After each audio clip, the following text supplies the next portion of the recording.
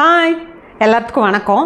இன்றைக்கி நான் என்ன விஷயத்தை பற்றி இந்த வீடியோ போடுறேன் அப்படின்னு சொன்னால், இப்போது ஒரு நாள் முன்னாடியிலிருந்து சமூக வலைதளங்களில் பேசப்பட்டு வரக்கூடிய விஷயந்தான். இதை இவங்க தான் பேசணும் அப்படின்ற எந்த ஒரு இதுவுமே இல்லாமல் எல்லாருமே இதுக்கு எதிராக குரல் கொடுக்கணும் அப்படின்ற நோக்கத்துக்காகத்தான் நான் வந்திருந்தேன். இந்த விஷயத்தை பற்றி பேசுகிறதுனால இவங்க இந்த கட்சி சார்ந்தவங்களா, இந்த கட்சிக்கு சப்போர்ட் பண்ணுறாங்களா அப்படின்றதும் கிடையாது. பொதுவாக ஒரு கட்சியில் ஒரு ஒரு கட்சி சார்ந்த பெண்களை ஒரு தவறான அவப்பெயரை சொல்லி ஒரு இன்னொரு கட்சியில் இருக்கிற ஒரு பேச்சாளர் சொல்கிறாங்க அப்படின்னு சொன்னால், இது எந்த விதத்தில் சரியாக இருக்கும்? விபச்சாரி, ஒரு கட்சியை சார்ந்து இருக்கிற பெண்கள் எல்லாருமே விபச்சாரிகள் அப்படின்னு சொல்லும்போது, அப்போது அந்த கட்சி சார்ந்து இருக்கிற பெண்களுக்கெல்லாம் இந்த பேர் கொடுக்கறதுக்கு இவங்க யார்? இவங்கள ஒரு கட்சி இப்போ இருக்கிற ஆளும் கட்சி சார்பாக பேசக்கூடிய ஒரு பேச்சாளர், அப்போ இருந்த அப்துல் கலாமுக்கு காரியதர்சியாகவும் அடுத்தடுத்து இருந்த ஒரு ஆலோசகராகவும் இருந்த பொன்ராஜ் அவங்க வாயிலிருந்து இந்த மாதிரியான வார்த்தைகளை எதிர்பார்க்கவே இல்லை. அவர் எந்த இடத்துல இருந்தார் அப்படின்றத அந்த இடத்தையும் சேர்ந்து அசிங்கப்படுத்திட்டு இருக்காரு அப்படின்றது அவருக்கு புரியலையான்னு தெரியல.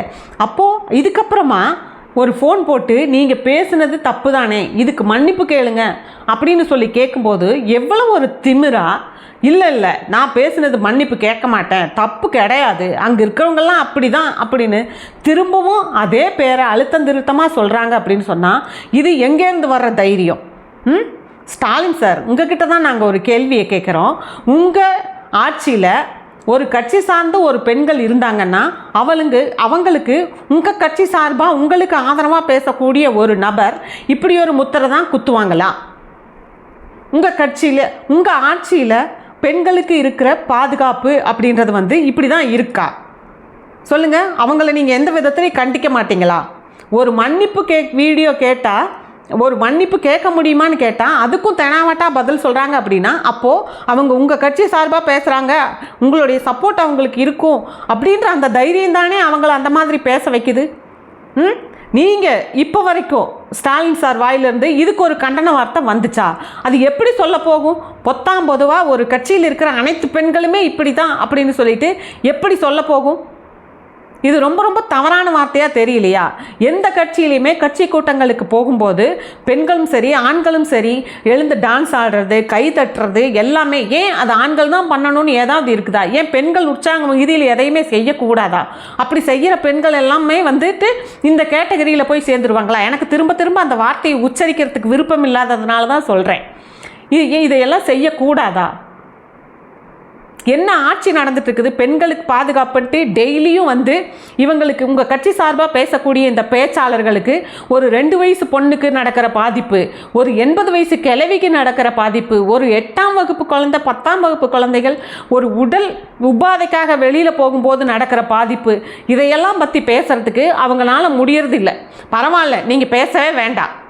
ஆனால் இப்படி இந்த மாதிரி பேசுகிறதுக்கெல்லாம் இவங்களுக்கு யார் தைரியம் கொடுத்தது? எங்கேருந்து வருதுகிறது இந்த தைரியம்? இவங்க இருந்த இடம் எப்படி? அப்துல் கலாமுக்கு அசிஸ்டண்ட்டாக இருந்திருக்காங்க. இவங்க பேசக்கூடிய வார்த்தைகளால் யாருக்கெல்லாம் இவரோட அந்த தகுதி தராதரமே போயிருக்குது.